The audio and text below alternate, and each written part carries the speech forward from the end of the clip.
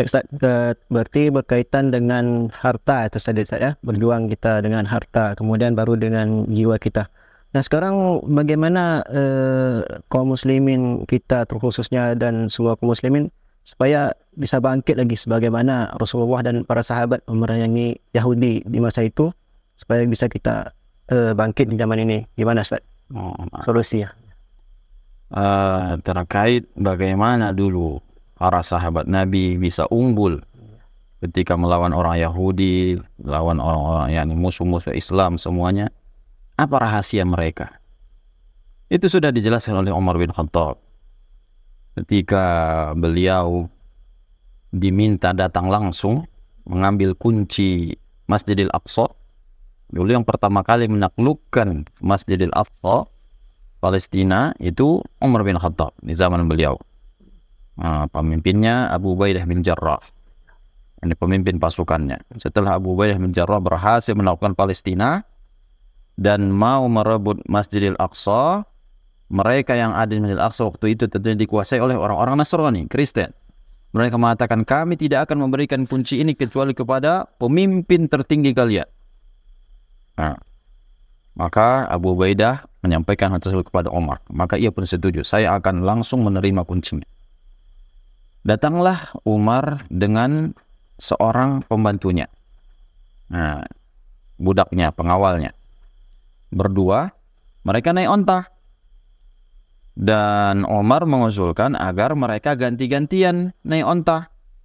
Agar dia, kalau pembantunya terus berjalan, Umar naik onta terus, pasti dia akan kelelahan, bisa mati di tengah jalan. Maka gantian. 1 jam Umar, 1 jam orang itu, pembantunya, budaknya.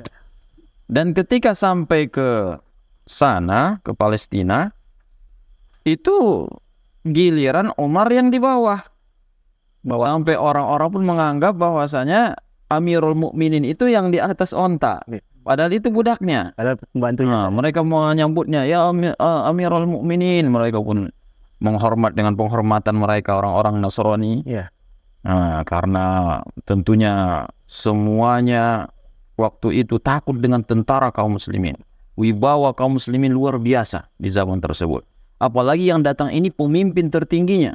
Maka semuanya pun tunduk menghormati budak Umar bin Khattab. Sampai ketika Abu Ubaidah menyambut Umar bin Khattab, barulah mereka sadar, oh ini sampai tidak bisa dibedakan antara Umar bin Khattab dengan budaknya. Dan Abu Ubaidah pun mengatakan, oh ya Amirul Mukminin, kamu ini ingin menjumpai pemimpin-pemimpin mereka yang semuanya itu memakai pakaian-pakaian kebesaran. Ayo kita ganti pakaianmu jadi memakai pakaian kebesaran. Umar di situ marah. Wahai Abu Ubaidah, andai saja bukan kamu yang mengatakan ini. Jadi Umar tidak senang mendengarnya. Beliau mengatakan, nahnu qaumun a'azzanallahu bil Islam. Famahma btaghaina al-'izzata min ghairil Islam adallanallah. Kita ini kaum yang hanya bisa jaya dengan Islam. Kalau kita cari kejayaan dengan jalan selain Islam, dengan pakaian yang mewah, dengan apa, pasti Allah hinakan kita. Kata Umar bin Khattab. Jadi itu sudah menjadi kaidah. Islam ini satu-satunya jalan meraih kemenangan dan kejayaannya adalah dengan mendekat kepada Allah. Bukan dengan memperbanyak pasukan, dengan memperkuat senjata. Itu semua sebab tentunya yang disuruh kita mengambil sebab. Tapi yang menjadi poin utama agar kejayaan bisa kita raih dengan mendekatkan diri kepada Allah, melaksanakan sunnah-sunnah Rasulullah, perintah Rasulullah SAW. Satu, kita ingat perang Uhud. Perang Uhud itu tentunya persiapan kaum muslimin lebih baik dibandingkan perang Badar. Kalau perang Badar itu sebenarnya kaum muslimin tidak ada niat perang. Mereka itu datang keluar ingin mencegat kafilah. Jadi persiapannya sekedar bawa senjata, bawa pedang, sudah. Tapi di perang Uhud persiapannya matang. Mereka pergi untuk perang. Dan Nabi SAW menjanjikan kemenangan. Dan benar, kaum muslimin pun sempat mencicipi kemenangan. Sampai akhirnya ada yang melanggar perintah Rasulullah SAW. Ketika ada yang melanggar perintah Rasulullah, maka kemenangan pun batal. Jadi tentunya kita tahu sejarah perang Uhud. kaum muslimin menempatkan beberapa orang di atas gunung yang dikenal dengan gunung pemanah, yang di Jabal Rumah, yang mana beliau perintahkan jangan turun dari sini sebelum ada perintah, baik kami menang atau kalah. Tapi ketika kaum musyrikin sudah kocar-kacir, sudah berlarian, orang-orang muslim sudah mulai menawan dan mengambil harta ghanimah, orang itu pun mereka pun lupa akan perintah Rasulullah SAW. Padahal sudah diingatkan kawannya, ini belum ada perintah Rasulullah SAW, kenapa kalian turun? Mereka mengatakan peperangan sudah selesai. Akhirnya semuanya turun kecuali satu orang kalau tidak salah.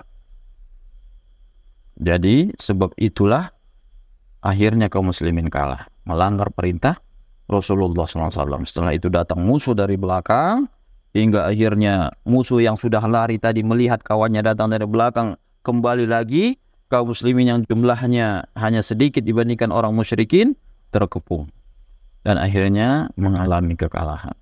Itu satu-satunya kekalahan yang dialami oleh Rasulullah SAW ketika perang. Itu disebabkan apa? Melanggar perintah Rasulullah SAW. Selama ikut perintah Rasulullah SAW, tidak akan kalah. Nah, itu intinya, agar kita bisa meraih kemenangan di jalan Allah.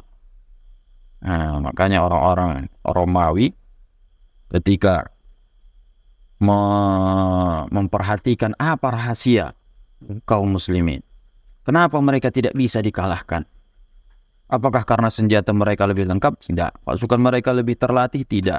Lebih banyak? Tidak.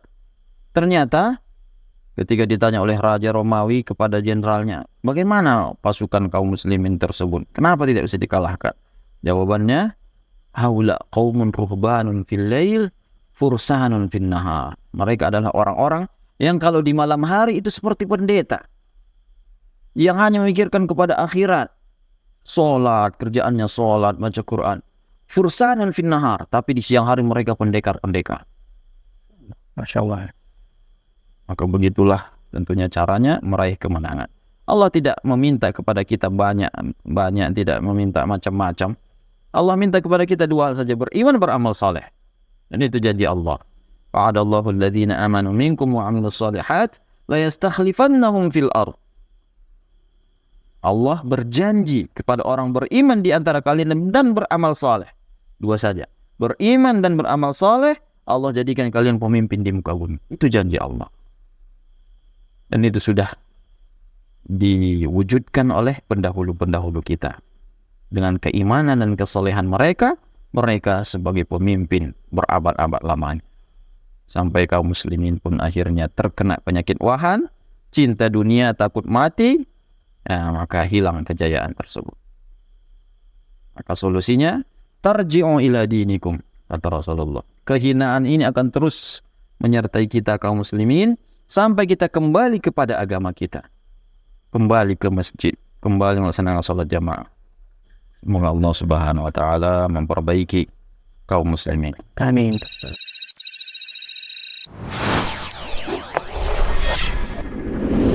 Bengkalis Mengaji, media dakwah sunnah.